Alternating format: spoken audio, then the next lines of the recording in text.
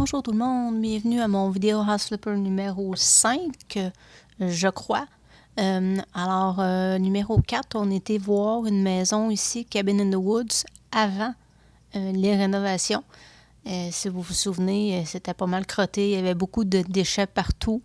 Ça faisait dur. Là, ça m'a pris du temps, mais la rénovation est terminée.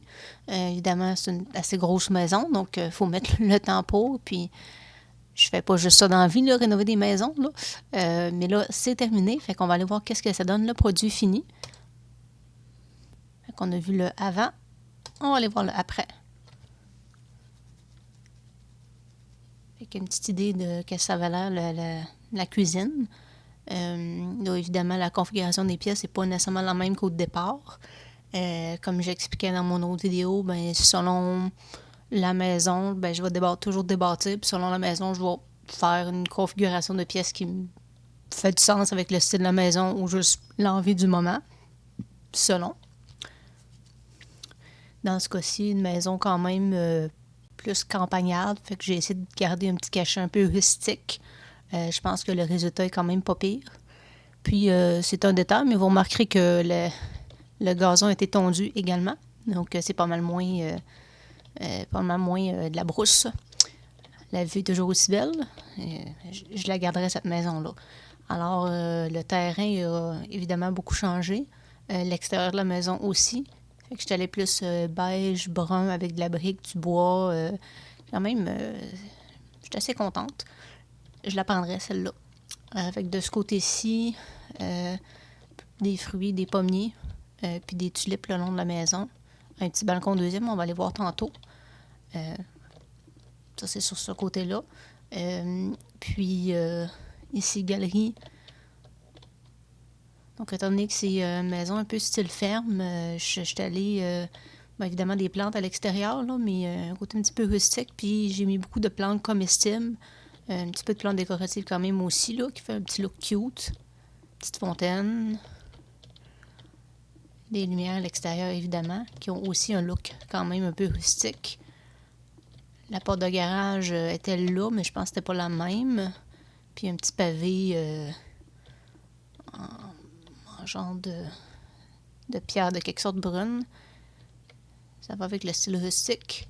Ici, on a un jardin. Donc, des cocombes, des tomates, de la salade, des carottes, un épouvantail, évidemment. Du blé d'Inde que je peux récolter. Mais là, pour l'instant, j'en vois pas l'intérêt. Tournesol. C'est quelque chose qu'on a ajouté avec un des upgrades, un des DLC. Qu'on peut faire planter des choses. Là, fait que vraiment, ça fait ferme. Là. Ici, un petit étang. Avec des bancs. Un verger avec différents arbres fruitiers, cerisiers, poiriers, pommiers, pruniers. Puis au travers, on a des mangeoires pour oiseaux, des petites fontaines, un maxi. J'imagine que ça doit être le fun de s'étendre là puis d'écouter les oiseaux chanter en mangeant des fruits. Un autre hamac, un autre petit coin pour s'asseoir. Un autre épouvantail. Ici, j'ai des patates. On peut les voir sous la terre. Des trucs pour élever des abeilles, fait que, des ruches, dis-je. Puis, là, j'ai pas de poules en ce moment, mais j'ai fait un petit coin pour avoir des poules. Pourquoi pas? On est à la campagne. Il me semble que si j'avais un aussi grand terrain que ça, c'est quelque chose que j'aimerais avoir, un enclos avec des poules, puis des fruits, puis un jardin, puis tout. Un puits décoratif. Puis, une nouveauté qu'ils ont acheté, ça fait pas longtemps, des panneaux solaires, pourquoi pas? Hop, un petit glitch. Ici, on a un petit coin pour s'asseoir. Bon, évidemment, ça marche pas de même dans la vraie vie, ça s'allume pas tout seul, mais là, c'est un jeu. D'autres plantes comestibles ici.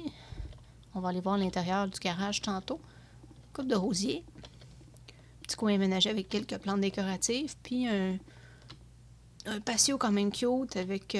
patio, c'est une terrasse plus, là, avec encore des dalles de pierre. Des sofas. Ici, la porte arrière. Un coin pour manger. Un petit cuisine extérieure. Un mur d'eau qui s'allume. Barbecue. Un petit chemin en pierre. J'ai toujours aimé ça, des petits chemins en pierre comme ça. Ça me rappelle des souvenirs de mon enfance. Puis ici, on a une balançoire. D'autres plantes comestibles là ici, des bleuets. Là-bas, j'ai des framboises puis du cassis. Fait qu'on peut se relaxer dehors puis manger un snack sur place en même temps. Puis, chose que j'avais pas vue quand j'ai fait mon vidéo de avant, j'ai découvert qu'il y avait une caverne au fond de la cour. Fait que j'en ai profité pour faire un coin de détente avec un spa, un petit coin pour manger, pour s'étendre. Fait que qu'il fasse beau, pas beau, c'est pas grave, on peut aller chiller dans le spa à 2 pas de la maison. Il doit être assez humide là-dedans quand même, mais c'est l'idée d'un spa quand même, balançoire toute. Ouais, vraiment, je la prendrais celle-là. Alors maintenant, si on retourne à la porte d'en arrière, j'ai laissé une coupe d'arbres qui était là à l'origine, mais j'en ai enlevé quelques-uns aussi. Vraiment magnifique vue. Alors, si on tourne à la porte d'en avant, les balançoires, ça fait un petit peu rustique aussi. Alors, double porte, pas de la place. Une belle grande entrée, avec ici, évidemment, du rangement. Un banc, miroir aussi, pourquoi pas. Un foyer. Il y a 2 foyers dans la place, parce que j'avais la place pour. Je voulais que ça décore le coin ici, puis je savais pas trop quoi mettre. Fait que, pourquoi pas, 2 foyers. On ne gèlera pas l'hiver quand il va faire bien fret. Un petit coin ici, lecture, avec un petit chandelier pas mal original. Donc, plusieurs livres, tout ça. Je suis allée avec les couleurs du tapis, là, donc orangé, brun, puis un petit point, un petit accent de turquoise. Ça fait différent. Les plafonds avec des poutres, j'ai toujours trouvé ça pas mal cool.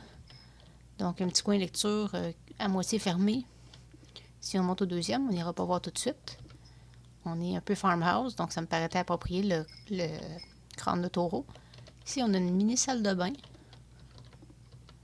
Il n'y a pas assez de place pour mettre une douche, fait que juste une toilette puis un lavabo. Puis ici, on a le garage, donc qui donne évidemment sur l'extérieur. Du rangement ici, d'autres rangements là, un petit coin travail avec des outils. On a l'air de mettre ses mains dans le garage, puis un petit coin exercice, hein, vélo puis tout. Puis une petite boîte de Kleenex New Beatles, que je trouve pas mal cute. Alors, garage. Ensuite, si je vais ici, ça lag. Donc, pièce principale.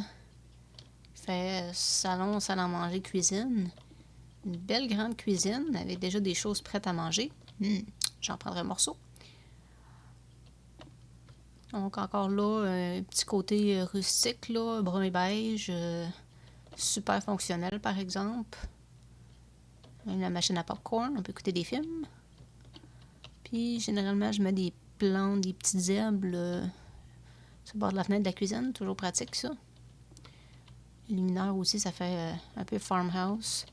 Ensuite, salle à manger. Un petit coin chic ou jeu, peu importe. Un vieux gramophone. On peut mettre de la musique. Je pense qu'on peut downloader le genre de la musique puis le mettre dans le jeu, mais en général, j'écoute ça sur un autre programme, puis je vois pas pourquoi je ferais ça anyway. Puis ici, c'est un salon avec le même tapis qu'on a dans la cuisine puis dans la pièce de lecture. La grosse TV, évidemment. Un autre foyer. Cosy. Le cuir, je trouve que ça fait un peu campagne, comme du cuir de vache brute. Ça me paraissait approprié. Puis ça, c'est une étagère toute dans un avec comme un arbre et des tablettes. Je trouvais ça vraiment cool.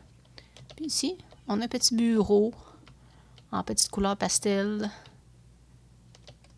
En fait, avec la couleur puis le look, ça fait détendre pas mal. Ça doit être agréable de travailler là.